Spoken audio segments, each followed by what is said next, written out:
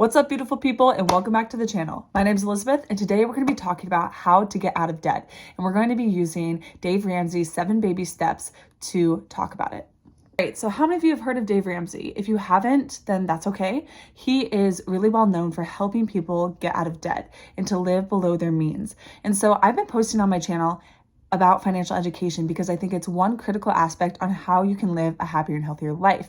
And that's my goal here. I want to help you to improve yourself and to improve your life and to help your family, help yourself, and help the world. So some of you guys, though, might be in a lot of debt and you're like, that's great that you can invest for your kids, or that's great that there's all these tax advantaged accounts or compound interest, etc. But I'm in so much debt, I don't know what to do, or I don't make enough money. So we could talk about making more money and how to get more assets. But the first thing to do is to talk about getting out of debt and to start changing your mindset and your habits so that we don't get in debt again.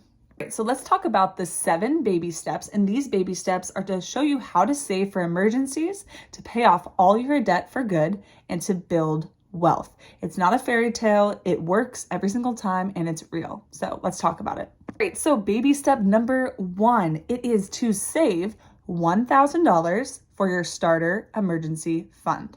Your emergency fund, specifically $1,000, the goal is to get that money as fast as you can. All right, your emergency fund will cover those unexpected life events that happen and that you can't plan for, and there are plenty of them. So you don't want to dig yourself in a deeper hole while you're trying to work your way out of debt.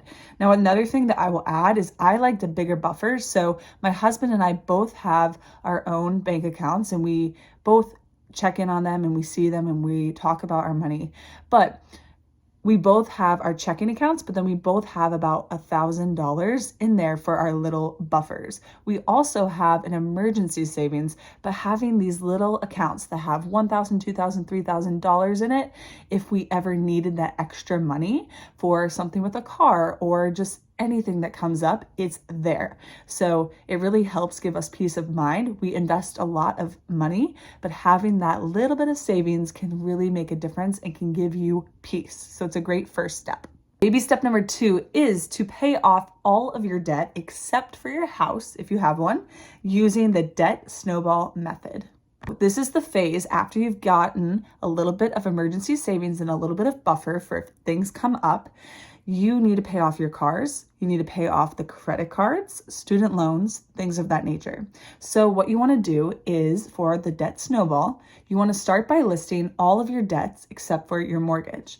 After that, you're going to put them in order by balance from smallest to largest, okay?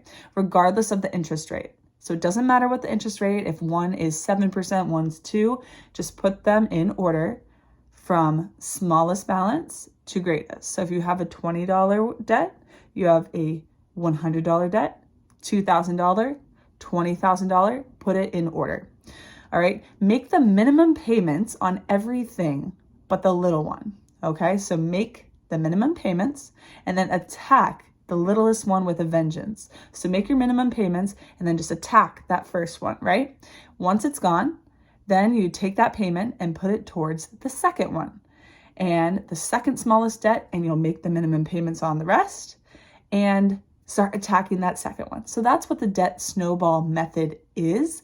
So it's where you line them up from smallest to greatest and you pay your minimum payments, but then you knock out the smallest ones and eventually you'll get that big one. So there is the avalanche where you can do it in an opposite way, but for a lot of people, it helps just to get rid of that debt. If you owe your parents $50, like get rid of it and then keep going and moving forward.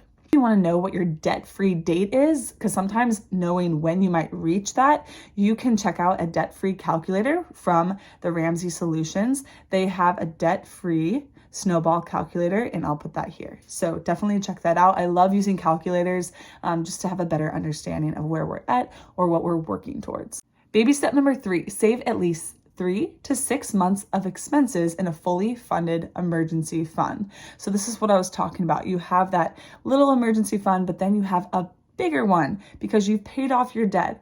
And don't slow down, keep going. Take that money that you were throwing away with your debt and throwing at your debt to build this fund that's going to cover 3 to 6 months of your expenses. It'll protect you against life's bigger surprises, like maybe a loss of a job or your car breaking down, without having to slip back into debt. So the more money that you can have in the emergency fund, some people even do 12 months, but it's up to you. And this is what Dave Ramsey, they suggest, is about 3 to 6 months of expenses so that you could be good to go if something were to happen. All right. Baby step number 4. So once you've paid off all that debt, you built up savings, you built up an extra savings, you want to start planning for the future and investing 15% for retirement. So now you can shift your focus to the future. And once you regularly invest 15% of your gross income, this is going to help you in your life. So that's where you can invest in your 401ks, in your Roth IRAs, and multiple different types of investment accounts. And you want to figure out what your income is and then invest at least 15% of that. Because if you're still working at 67, the goal is to be working because you really like working, not because you have to, right? We're trying to build freedom and peace and time. Like, I want to spend more time with my kids. I want to spend more time doing things that I want and that I enjoy. And so putting money for the future is helpful. Baby step number 5. So this is where you can start saving for your child's college fund. Remember to take care of yourself first. So I might be posting videos on how to make your child a millionaire, different things like that. And yes, the earlier you start, the better it'll be for your child. However, they need a parent who is financially taken care of and who is financially educated. And so take care of yourself first. But the next thing you can do is save for their college fund. So you can use a 529 plan. There's also ESAs, educational savings accounts. My husband and I, we personally use Virginia 529. We live in Virginia, and they have an awesome program. You also can get tax benefits from the state, and it's a great way to build wealth and to have money for education so that your kids don't have to go into a bunch of debt and get a bunch of student loans. So baby step number 6 is controversial, and it's totally up to you. I'm just telling you what he recommends, and it's worked for people. So pay off your home early. So if you can pay off your home, then you don't have a house payment. All right. I know people who don't have a mortgage, and it's awesome. So think about that. $1,000, $2,000, $3,000, $4,000, however much you spend, you don't have to pay that anymore, right? So there are benefits to that, and then you can invest your money in other things. Some people say that they want to pay like a smaller amount, and they'd rather pay for longer so that they can use their money to invest in other income producing assets or businesses or other properties or things of that nature. It's up to you. So it depends on where you want to be. Any debt, it can be leveraged, but it can be risky. So just consider what you want to do there. The thing about that though is the interest. So it can save you tens of thousands and hundreds of thousands in interest if you pay it off early. Now, I am not 100% sure how I feel about this, but I just want to put it out there. It is a debate in the financial world of should you pay your house off early? Should you not? So just kind of do more research for yourself, and I'm happy to post more information or do a more in-depth video on that if you are curious. Lastly, build wealth and give. So you can continue to build wealth and you continue to then share your wealth, right? So you can buy things that you're interested in and support your family and support others and support causes that you care about, right? Like, money isn't so you can buy all these designer things and do all this stuff. I mean, if you want to, that's up to you.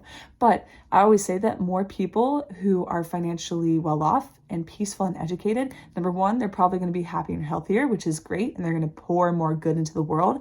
But also, the more people who have money that are good intentioned and that want to serve and love the world and help people and help pour money into the world's problems to help fix them, the better, right? So you can go and donate to the nonprofit. You can go work on extra trips, whatever you want to do. So anyways, those are Dave Ramsey's 7 baby steps.